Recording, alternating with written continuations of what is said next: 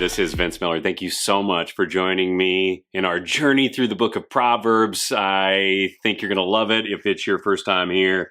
If not, let's just dive back into Proverbs chapter 5, verses 1 through 4. Solomon says this. He says, "My son, be attentive to my wisdom, incline your ear to my understanding, that you may keep discretion, and your lips may guard knowledge. For the lips of a forbidden woman drip honey, and her speech is smoother than oil, but in the end, she is bitter as wormwood, sharp as a two-edged sword." Now, I want you to know, fellas, that this isn't an attempt by Solomon to demonize all women. It's just one father wanting his son to understand the dangers of two sinful people. He wants his son to know that both men and women have desires, right? Desires that are sometimes extremely strong, so much so that when a man stops regulating his desires, they will act in a way that they shouldn't.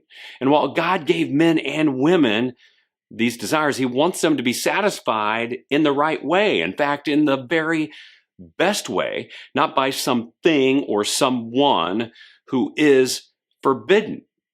Thus, a man can't let his desires run wild, right? He has to give discretion to every sweet and savory presentation, not just the allure of the person presenting it, but the lure of the desires within himself. Because if a man can't regulate his desires, two things happen. First, he will discover the bitter, sharp, and deadly end of these desires. And second, he will miss out on the best satisfaction for his desires because he chose the unsavory ones. That's it. So fathers, I know some of you out there get all worked up about having the talk with your kids, but the talk that Solomon has here is far more strategic.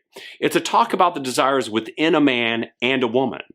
And I believe this is a far more important topic because wrong actions always result from unregulated desires, desires which have run wild.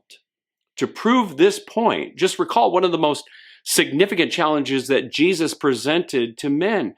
It wasn't exclusively focused on action, but the desires that led to the action in the first place.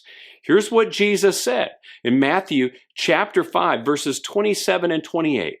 He said, "You have heard it was said, 'You shall not commit adultery.' But I say to you that everyone who just looks at a woman with lustful intent that comes from his heart and his desires has already committed adultery with her in his heart." Consider that. Well, I love you guys. Thanks for joining me today. Hit that subscribe button below if you haven't before, and I'll see you right back here again tomorrow.